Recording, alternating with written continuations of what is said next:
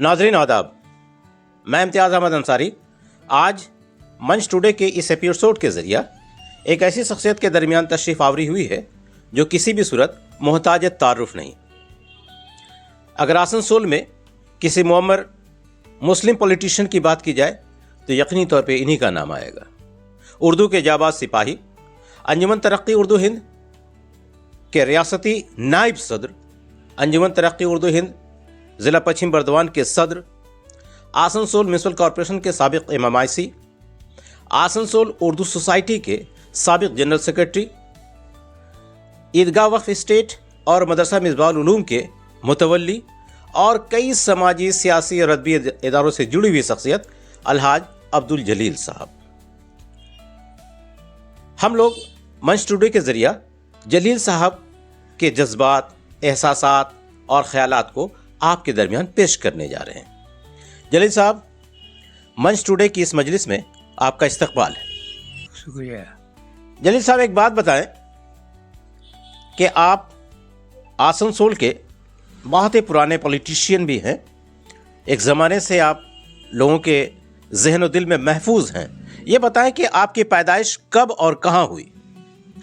हमारी पैदाइश आसनसोल के तालपखरिया मोहल्ला में हुई।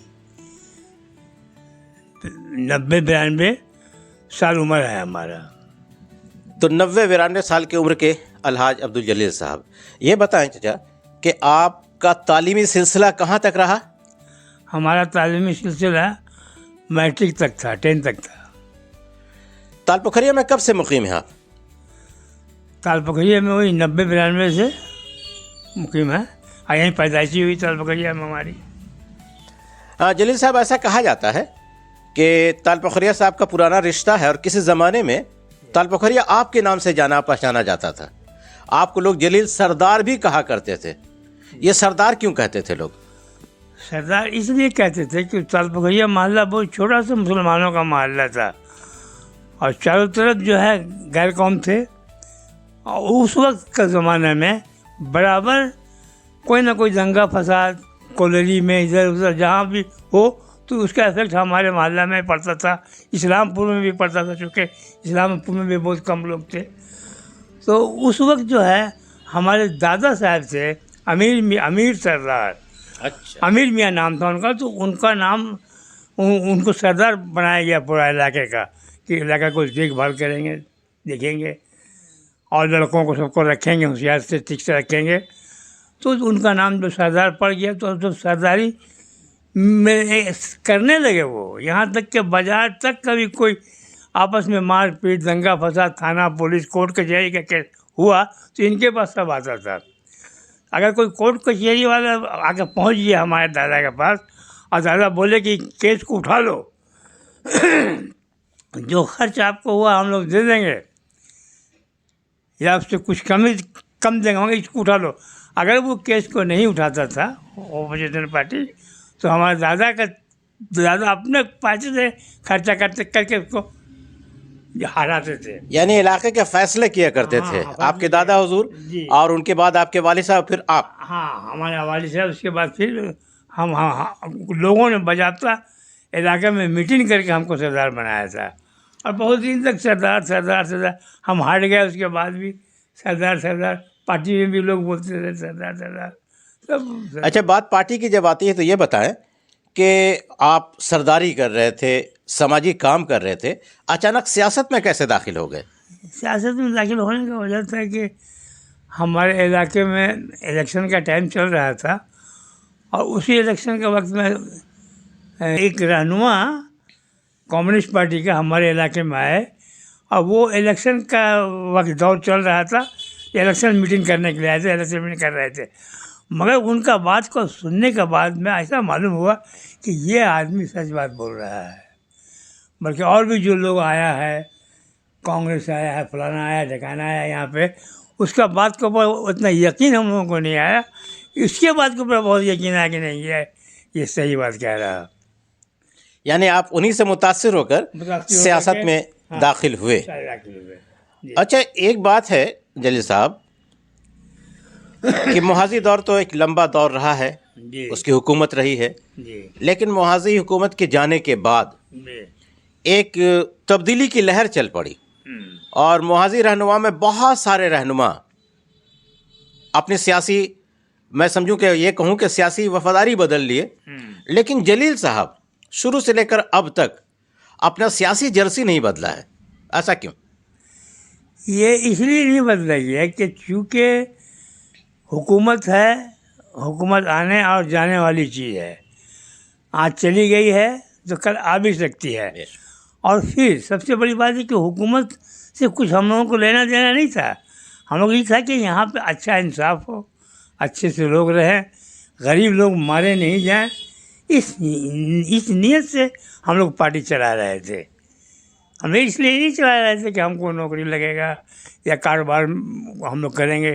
اس قسم کا دیکھیے گا کہ محاذی رہنما جتنے بھی ہیں، کوئی ایسے نہیں کہ جو خوب بڑے آدمی ہیں، بڑے دکان کر لیے، ایسے نہیں ہیں، کچھ ہیں مگر بہت زیادہ نہیں ہے، بہت کم ہے اس قسم کا، جتنا کہ اور پارٹی میں لوگ ہیں۔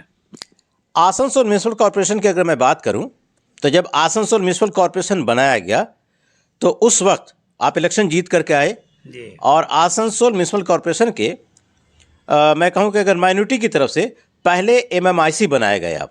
جی ہاں، اس زمانے میں جب آپ MMIC ہوا کرتے تھے تو آسنسول کارپوریشن کے جو میئر تھے جناب باماپدو مکھرجی صاحب، جی تو آپ دونوں کی کوششوں سے آسنسول کارپوریشن میں اردو سوسائٹی نام کا ایک ادارہ قائم ہوا تھا۔ جی مجھے یاد پڑ رہا ہے کہ آسنسول کا وہ کارپوریشن کے ماتھے پہ میں کہوں، سر پہ کہوں کہ اردو کا بورڈ اگر پورے بنگال میں کہیں لگا تھا تو وہ آسنسول کارپوریشن ہی تھا۔ تو اس طرح سے اردو سوسائٹی تو ایک کام کی تھی، اس کے علاوہ بھی کچھ کام کیا تھا کیا اردو سوسائٹی؟ اردو سوسائٹی آپ کا تالپکھیا محلے میں ایک ہائی اسکول کیا ہے، کھولا ہے۔ آج اس ہائی اسکول کو اس قسم کا بنانے میں 1 کروڑ سے کم روپیہ نہیں خرچ ہوگا، مگر اب اس کو جس طریقے سے چلانا چاہیے تھا، جس ڈھنگ سے، اس ڈھنگ سے لوگ چلا نہیں سکے۔ ہمارے ہٹنے کے بعد وہ چلا نہیں سکے، اور ابھی بھی چل رہا ہے، ہائی اسکول ہو چکا ہے۔ ایک ہائی اسکول بنا دینا، اس کا بلڈنگ بنا دینا، اس کو آرگنائز کرا دینا، ہر سب کا، یہ معمولی بات نہیں ہے، یہ بہت بڑی بات۔ وہاں پہ لوگ جو تعلیم یافتہ لوگ ہیں یا تعلیم چاہتے ہیں، پسند کرتے ہیں، وہ جانتے ہیں کہ کتنا بڑا کام ہوا ہے، مگر اور لوگ جو ہے کام کو اہمیت نہیں دے رہے ہیں، نہیں سمجھ رہے ہیں۔ یہ سچ ہے کہ اگر تالپکھیا اردو جونیئر ہائی اسکول کی بات کی جائے تو اس علاقے کا پہلا اردو اسکول جی جناب عبدالجلیل صاحب کی ہی قیادت میں وہ اسکول کا قیام عمل میں آیا۔ پہلے پرائمری ہوا، پھر اس کے بعد ہائی کیا گیا۔ یہ تو اپنی جگہ مسلم ہے، ایک سچائی ہے، جی لیکن میں جاننا یہ چاہ رہا ہوں کہ تالپکھیا اسکول کے علاوہ کچھ کالجز میں بھی اردو کے شعبہ قائم کیے گئے تھے شاید جی اردو سوسائٹی کے ذریعے؟ کالج میں ہاں کیے گئے تھے، کچھ کالج میں، جی یاد آ رہا ہے۔ اور کچھ، جہاں تک میری یادداشت کا تعلق ہے، آپ اس کو ٹھیک کریں گے، ہاں کہ آپ کے MIC شپ میں جب اردو سوسائٹی اس کارپوریشن میں رن کر رہی تھی جی تو پورے آسنسول کے اطراف میں اردو کا ماحول پیدا ہو گیا تھا۔ جی ہر جگہ اردو کے طالب علموں کے پروگرامز ہو رہے تھے اردو سوسائٹی کے ذریعے، کیا یہ سچ ہے؟ ہاں بالکل سچ ہے، اور ہم لوگ کالجوں میں اردو کے بارے میں بہت زور بھی لگائے تھے، جبکہ ایک تو آپ کا آسنسول گرلس کالج میں اردو کا سیشن شروع ہو چکا تھا، اور ایک بچی پاس بھی کی تھی ہمارے محلے کی، BA پاس کی تھی۔ اچھا ایک بات بتائیں جلیل صاحب، جس وقت آپ کارپوریشن میں MIC تھے، آپ کا جب دور تھا یا آپ جب دیکھ رہے تھے اس حکومت کو، جی اور آج کے جو سیاسی حالات ہیں، تو جلیل صاحب کیا محسوس کرتے ہیں؟ آج کے سیاسی حالات اور اس وقت کے آج کے بہت فرق ہے، بہت فرق ہے۔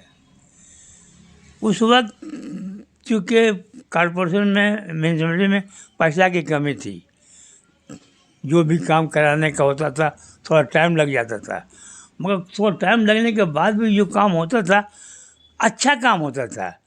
اس وقت جس وقت ہم لوگ کام کرائے تھے محلہ میں، گاؤں میں، تو بستی میں، تو وہ کام آج بھی ہم لوگ جاتے ہیں تو دیکھتے ہیں تو ہے، مگر اس کے بعد میں اس کے اوپر سے بھی یہ لوگ کچھ کام کیا تھا، اس کا اوپر اڑ گیا. چلیے گفتگو کا سلسلہ ختم کرنے سے پہلے ایک آخری سوال. جی 2014 کے بعد سے یقینی طور پہ ملک کی سیاسی حالت بہت بگڑی ہے. ایک خاص فرقے کو، ایک خاص کمیونٹی کو ٹارگٹ کیا جا رہا ہے. ان حالات میں آپ دیکھ رہے ہیں کہ پورے ہندوستان کی فضا بڑی خراب ہے.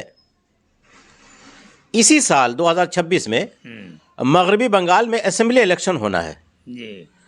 تو ایک معمر سیاسی رہنما، جو اتنے تجربہ رکھنے والے رہنما ہمارے درمیان موجود ہیں، تو سیاسی طور پہ مسلمانوں کے لیے آپ کا پیغام اس اسمبلی الیکشن کے لیے کیا ہوگا؟ اس اسمبلی الیکشن کے لیے ہم لوگوں کا پروگرام ہوگا یہ کہ اب وہ زمانہ رہا نہیں. ابھی بچہ سے بچہ جو ابھی 18 سال کا عمر بھی نہیں ہوا ہے، ووٹ دینے کا لائق بھی نہیں ہے، مگر تمام واقف ہو چکا ہے ووٹ سے. کون پارٹی کیسا ہے، کون پارٹی کہاں جا رہا ہے، کس کو ووٹ دینا ہے. تو ہمارا جہاں تک خیال ہے کہ زیادہ تر لوگ اپنے خیال سے، اپنے دماغ سے اس ساتھ ووٹ دیں گے. تو ناظرین، یہ تھے آسنسول میونسپل کارپوریشن کے سابق MMIC اور کئی سماجی سیاسی اداروں سے جڑی ہوئی شخصیت الحاج عبدالجلیل صاحب. 92 سال کی عمر میں بھی ان کا ذہن اتنا تو ضرور مضبوط ہے کہ انہوں نے ہمارے تمام سوالوں کے جواب بڑے بہتر طریقے سے دیے. آپ کا بہت بہت شکریہ. انشاءاللہ پھر ملاقات ہوگی.